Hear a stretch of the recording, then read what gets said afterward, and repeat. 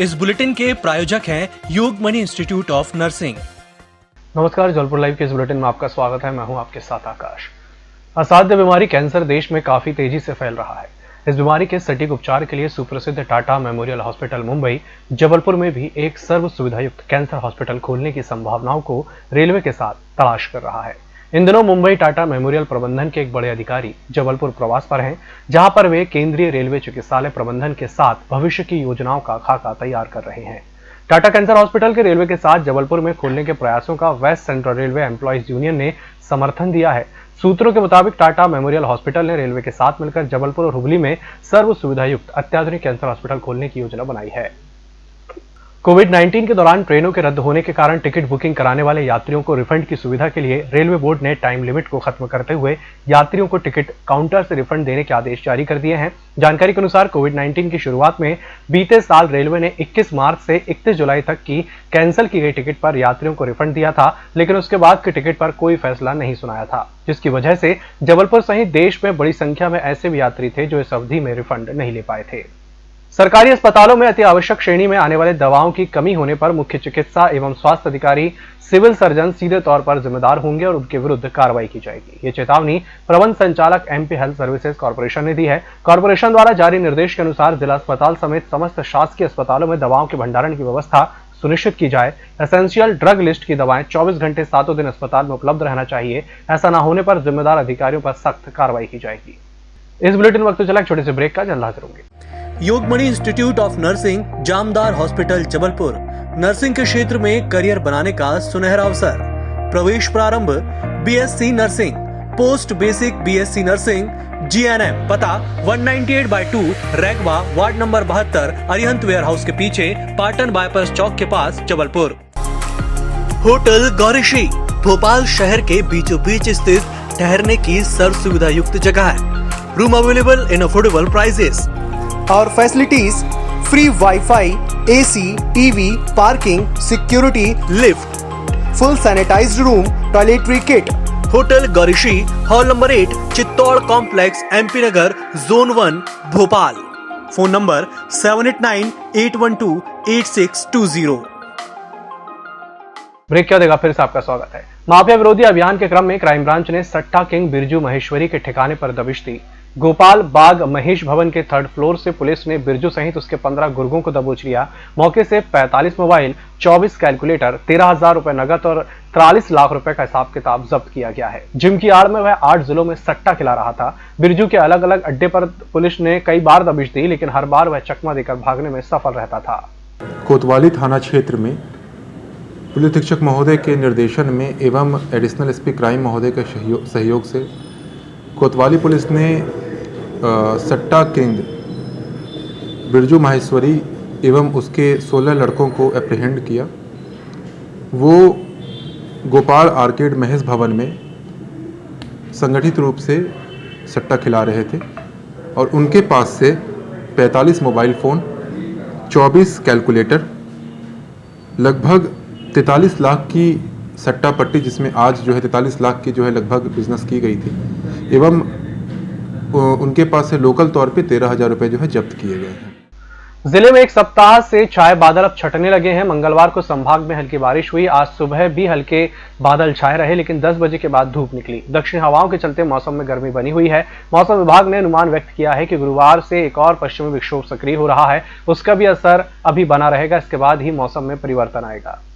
हनुमानताल थाना क्षेत्र के भानतलैया में आरोपित बाबू नाटी के कब्जा किए मकान में पुलिस और क्राइम ब्रांच की टीम ने दबिश देकर 13 तलवारें जब्त की हैं।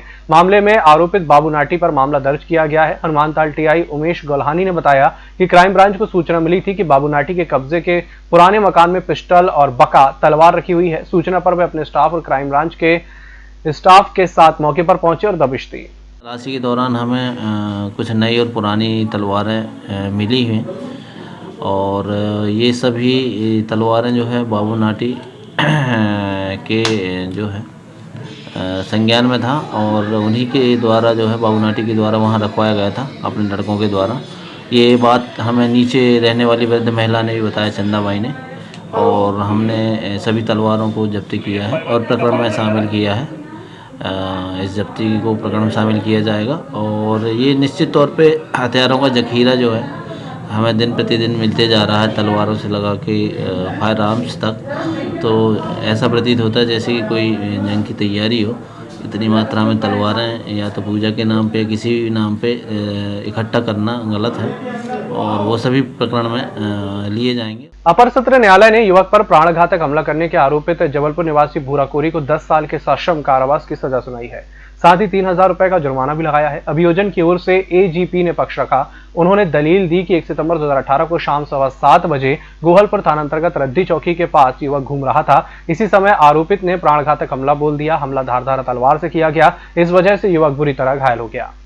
कोरोना संक्रमण के शुरुआती दौर यानी मार्च के अंत से ही शहर की सार्वजनिक परिवहन व्यवस्था लंबे समय से ठप रही। अभी भी 90 में से महज 20 से 25 बसें चलाई जा रही हैं और 65 से अधिक बसें खड़ी हैं। इससे रोज कामकाज के लिए मेट्रो बसों से आने जाने वाले लोगों को दिक्कत हो रही है। मेट्रो बसों की कमी का सीधा फायदा ऑटो चालक उठा रहे हैं, जो मनमानी दर वसूल रहे हैं। 110 मेट्रो बसें JCTSL के पास हैं, जिनमें से 20 से 25 बसें कबाड़ हो चुकी हैं। अभी 4-5 रूट में 25 ऑन रोड हैं और शेष 65 खड़ी हुई हैं। आयुष्मान कार्ड बनाने के लिए अवैध रूप से पैसा मांगने के मामले में स्वयंसेवी संगठन मुक्ति फाउंडेशन के कर्मचारी आयुष गुप्ता को दबोचा गया है। प्रारंभिक जांच में मामला सही पाए जाने पर लाडगंज पुलिस ने जांच शुरू कर दी। तहसीलदार आधारताल राजेश सिंह ने बताया कि कुछ व्यक्तियों द्वारा सतना बिल्डिंग निवासी डॉक्टर विवेक जैन के निवास से संचालित मुक्ति फाउंडेशन के कार्यालय में कार्यरत कर्मचारी आयुष गुप्ता द्वारा गरीबों से आयुष्मान कार्ड बनाने के नाम पर 5-5 हजार रुपए मांगे जाने की शिकायत की गई थी। मामला संज्ञान में आने पर कलेक्टर कन्वी शर्मा ने तहसीलदार राजेश सिंह और जिला प्रबंधक ई-गवर्नेंस चित्रांशु त्रिपाठी को जांच के निर्देश दिए।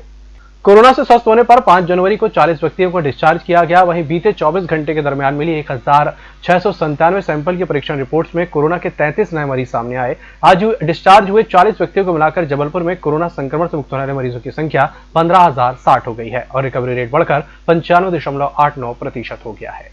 बचे हुए एक्टिव के 402 हैं। कुल सस्पेक्ट व्यक्तियों की संख्या 853 है।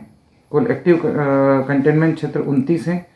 संस्थागत क्वारंटीन किए गए व्यक्तियों की संख्या 659 है। होम क्वारंटीन किए गए व्यक्तियों की संख्या 642 है। होम आइसोलेशन में पॉजिटिव मरीजों की संख्या 268 है। हमने कोरोना कमांड सेंटर स्थापित किया है, जिसमें कोरोना संबंधी किसी भी प्रकार की जानकारी चाहिए तो इसमें संपर्क किया जा सकता है। इसका नंबर है 0761-263-7500 से 505 तक। हमने आयुष्मान भारत योजना के तहत आयुष्मान कार्ड बनाने की प्रक्रिया भी शुरू की है, जिसमें जो BPL कार्डधारी है और जो संबल कार्डधारी हैं उन्हें आयुष्मान का कार्ड बनाया जा रहा है। इसके लिए आप अपने नियरेस्ट फीवर क्लिनिक पे या अस्पताल में या ग्रामीण क्षेत्रों में आप अपने ग्रामीण क्षेत्रों में आशा और ANM से संपर्क कर सकते हैं। यदि किसी प्रकार की जानकारी चाहिए तो वो भी आप इसी कंट्रोल रूम में फ़ोन करके प्राप्त कर सकते हैं। इसका नंबर मैं पुनः बता देता हूँ 0761-263-7500 से 505 तक। हम लगातार ये आह्वान करते आए हैं कि कोरोना संबंधी नियमों का पालन करें, लेकिन कई बार उसका वायलेशन होता है। ऐसे लोगों के विरुद्ध लगातार कार्रवाइयाँ भी जारी हैं। मेरा पुनः आग्रह रहेगा कि इस ठंड के समय में बुजुर्गों को घर में रखें। 10 साल से कम उम्र के बच्चों को घर से बाहर न निकलने दें। अति आवश्यक हो तभी घर से बाहर निकलें। जो कोरोना के बेसिक नियम हैं उनका पालन करें। मास्क लगाएं, सैनिटाइजर से हाथ साफ करते रहें, 2 गज की दूरी रखें। इस बुलेटिन में फिलहाल इतना ही। इसी के साथ मुझे दीजिए इजाजत। नमस्कार।